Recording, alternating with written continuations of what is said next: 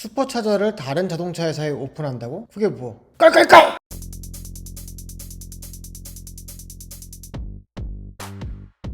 재밌어.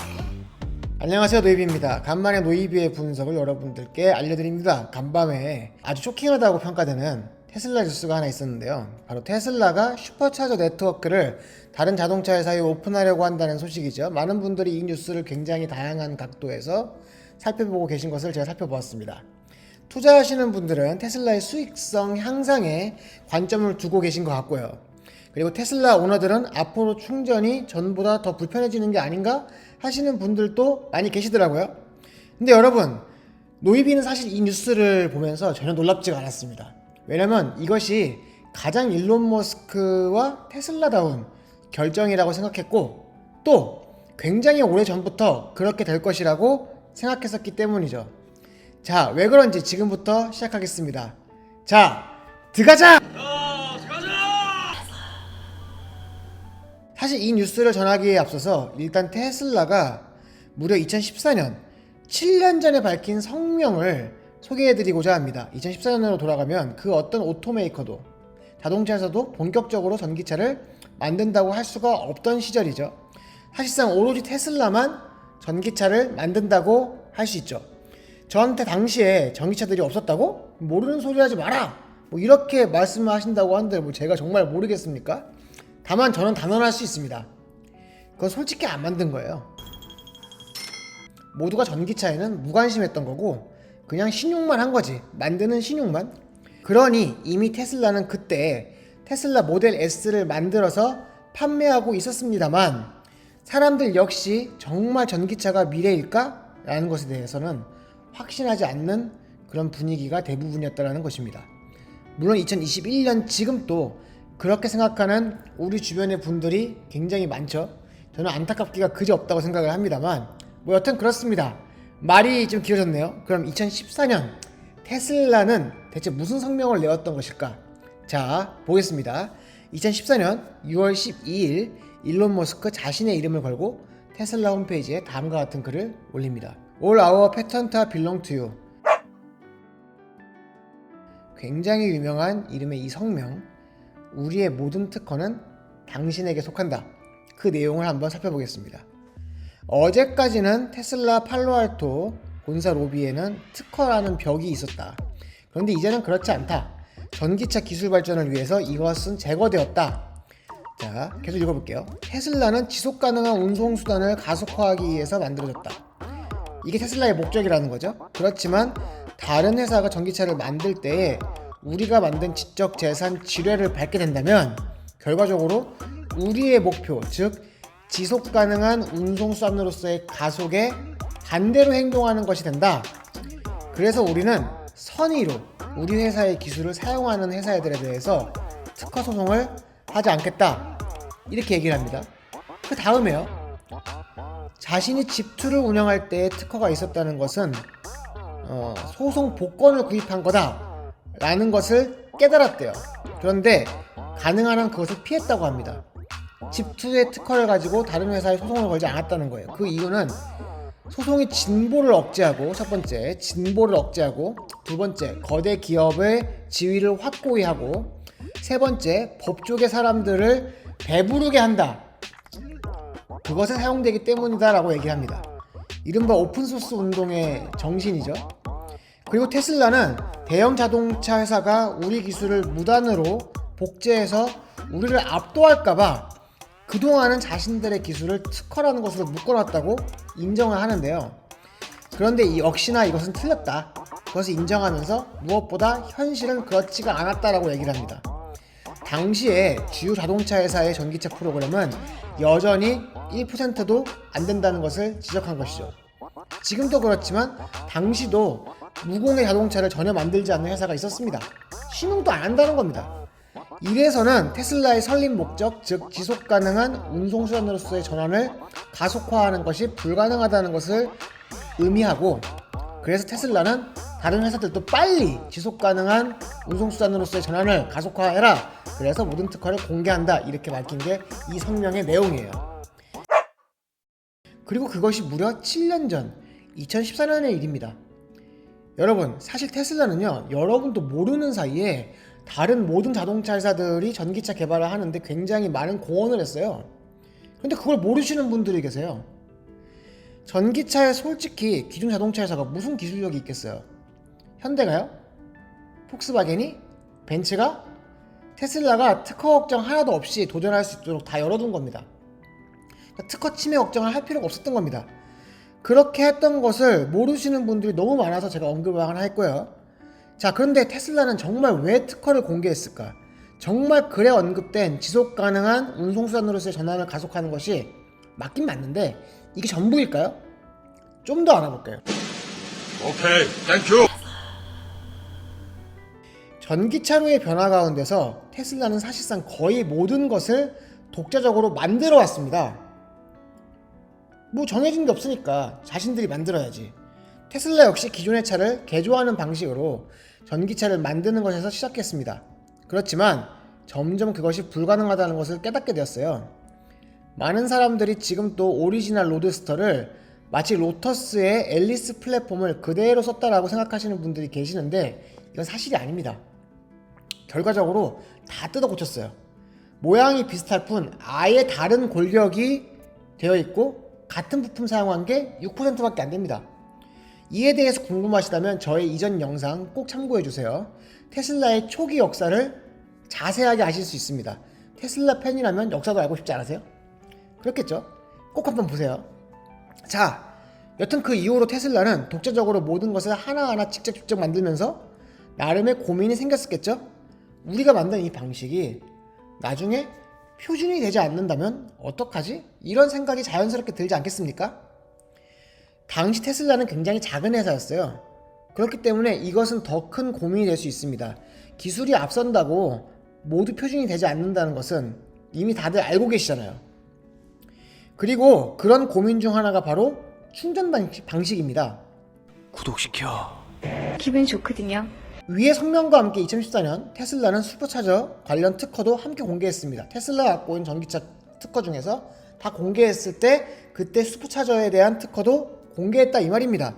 다른 회사들도 슈퍼차저 기술을 활용해서 충전하는 방식을 만들 수 있도록 그렇게 했어요. 그렇습니다. 일론 머스크는요, 당시의 슈퍼차저가 바로 충전의 표준이 되기를 바랬던 겁니다. 여기서 많은 사람들이 테슬라의 독자 충전 방식을 마치 애플의 라이트닝 포트와 비교하시는 분들이 많은데요, 이건 전적으로 잘못된 비교예요. 애플은 애초에 자신들의 생태계에 가둬두는 게 목적이었어요. 다른 회사에다가 이거 열어줄 계획도 없었습니다. 애플에 대해서 아는 회사들은 알잖아요. 그럴 계획이 없었어요. 테슬라는 그 반대예요. 여러분, 그래서 테슬라는 지금도요, 자율주행 그 기술을 다른 회사가 원한다면 팔 생각도 있다는 얘기를 하는 거예요. 애플하고는 다른 회사예요. 당시에 테슬라는요, 슈퍼차저가 충전 표준이 되기를 바랬다니까요. 여러분이 알고 있는 모든 급속 충전 커넥터를 한번 살펴봅시다.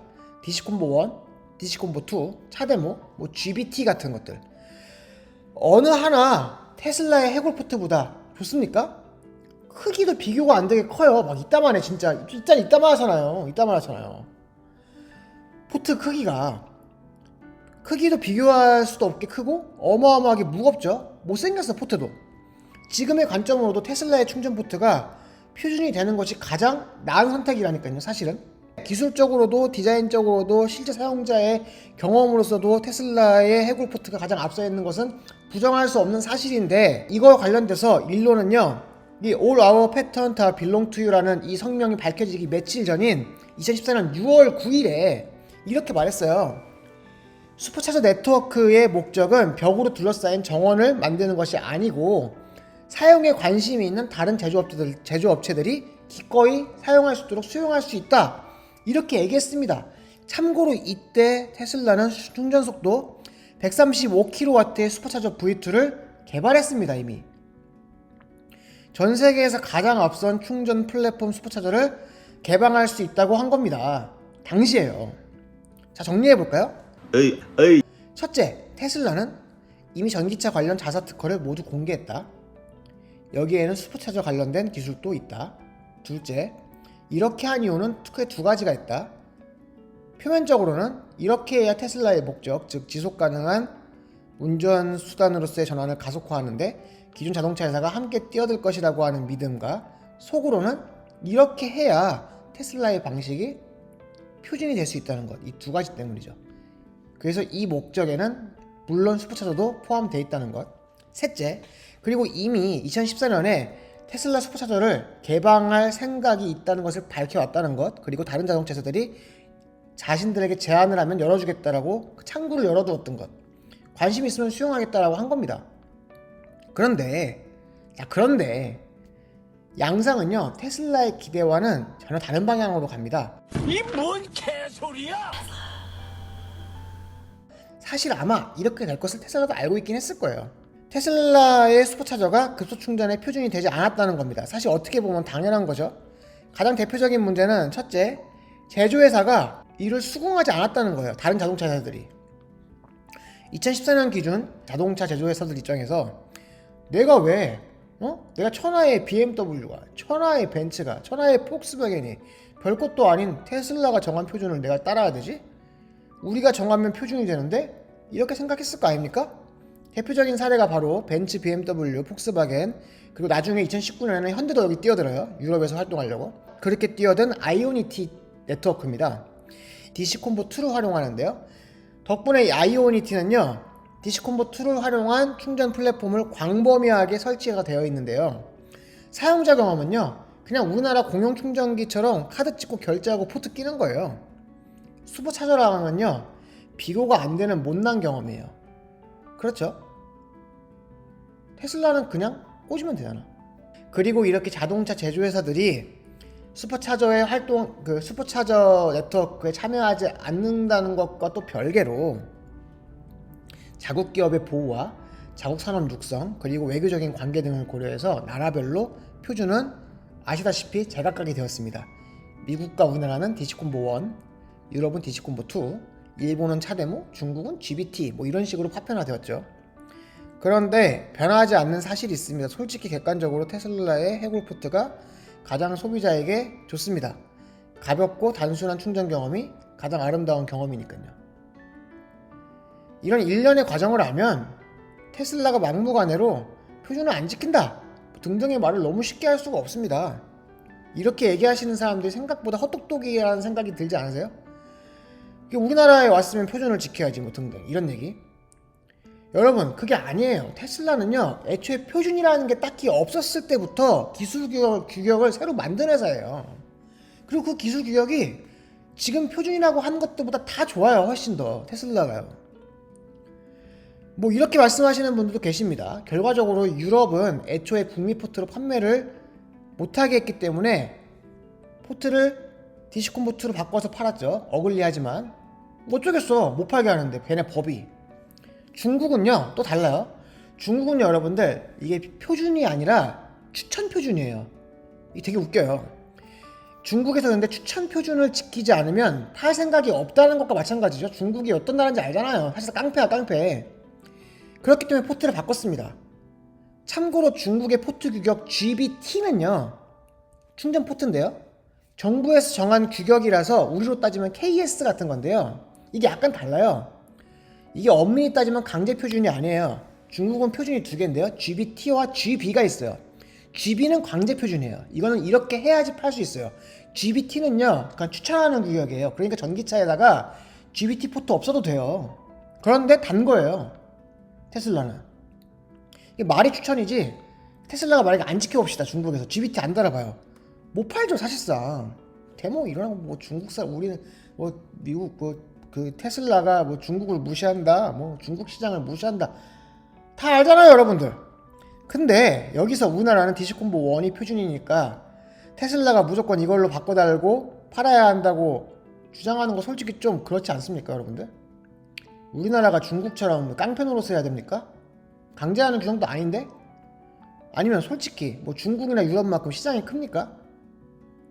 여러분이 제 생각에 동의하지 않을 수 있습니다. 왜냐면 그럼에도 불구하고 한국 표준 따라야 된다, 이렇게 하실 수 있지만 생각을 해볼 수 있는 거리는 되지 않나 싶고요.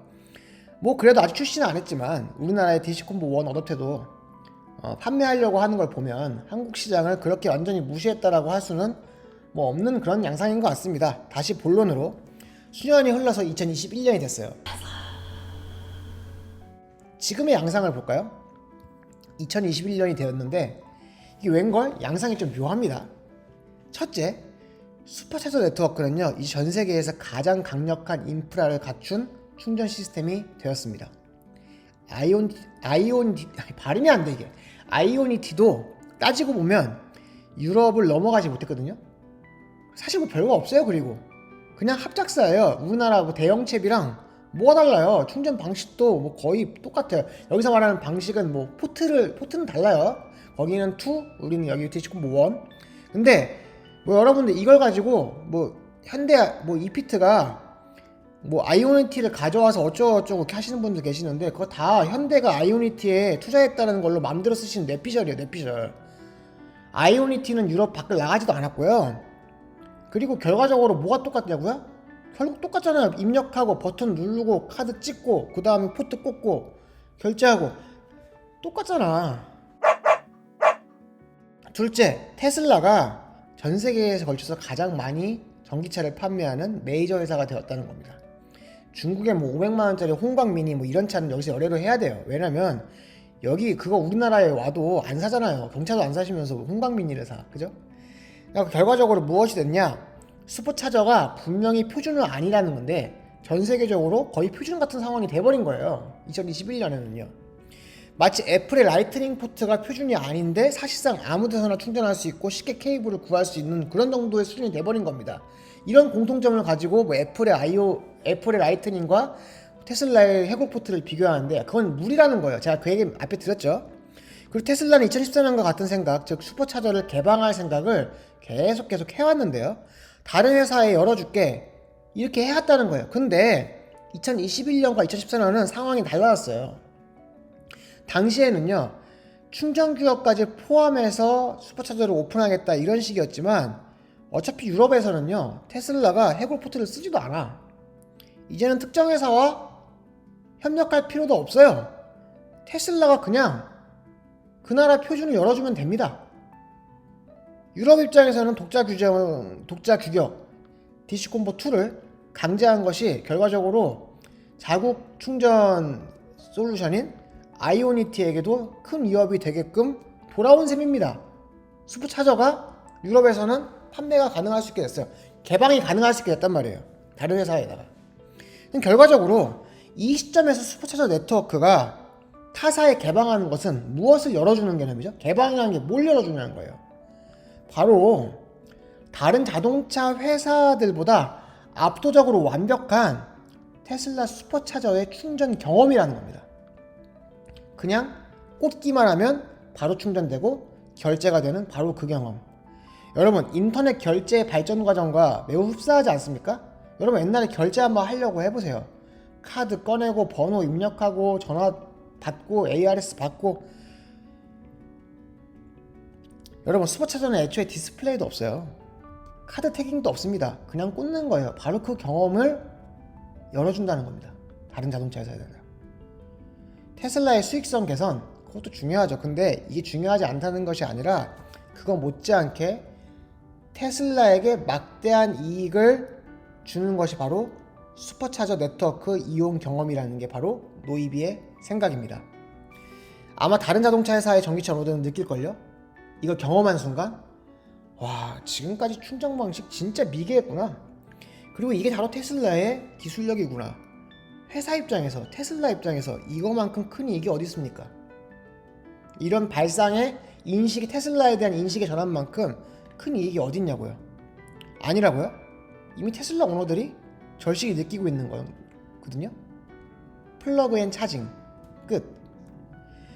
여러분, 이러한 상황을 이해하는데 좀 배경도 좀 되시고, 이 제가 든 말씀이, 그리고 테슬라가 어떻게 사업을 확장해 나가는가, 향후에는 어떤 회사를 변모해 나갈 것인가, 이런 인사이트를 넓혀 가시는데 도움이 되셨기를 바랍니다. 마지막으로 노이비의 첨언.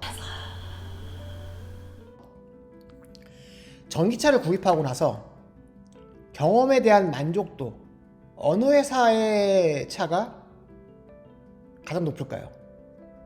저는 단연코 이야기할 수 있습니다. 테슬라예요. 왜냐면 다른 자동차 회사는 그렇지 못한 서비스를 테슬라는 하기 때문입니다. 전기차에 집중해서 한번 얘기해볼까요? 불이 나지 않는 거는 뭐 말할 것도 없고, 테슬라는 불이 안 나죠? 테슬라 불 안 나요, 여러분들. 갑자기 불 나지 않잖아.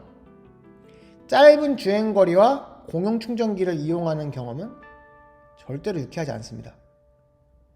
가끔 외진 곳에 공용 충전기 믿고 갔다가 고장난 경험 한두 번 해보면 와, 전기차는 탈 게 아니다, 이런 생각을 하게 돼요. 여러분 유튜브 봐도 그런 거 많잖아요. 이거 관리가 안 되네, 작동을 안 하네. 그게 어그로라고 하더라도 진짜 그런 경험 한두 번 해보면 전기차 타기 싫단 말이에요. 네, 맞습니다. 전기차는 아직도 누가 뭐래도 주류는 아닙니다, 여러분. 그렇기 때문에 처음 경험이 긍정적이지가 않으면 다시 타기 싫어져요. 제가 그래요. 제가 10년 전에 로봇 청소기를 하나 샀어요. 근데 경험이 아주 개똥 같았어. 그래서 지금도 안 사요.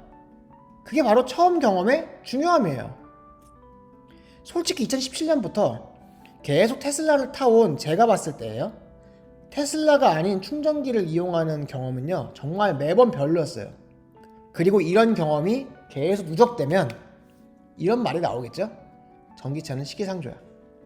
그리고 여러분, 이런 생각들이 많을수록 테슬라의 목적인 지속가능한 운송수단으로서의 전환을 가속화하는 것, 이것에는 매우 치명적입니다. 저는 테슬라가 왜 슈퍼차저를 2014년부터 줄곧 개방하려고 해왔는지를 바로 이 관점에서 여러분들이 봐주셨으면 좋겠다는 말씀을 드리고 싶은 겁니다. 이것으로 영상 마치겠습니다. 감사합니다. 지금까지 협찬은 개나 줘라, 하고 싶은 말 하는 노입이었습니다. 끝! 구독시켜! 구독시켜.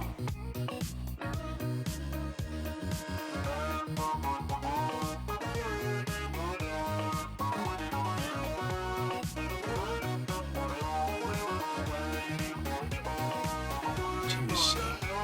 겁나 구독하고만 쓰이었디.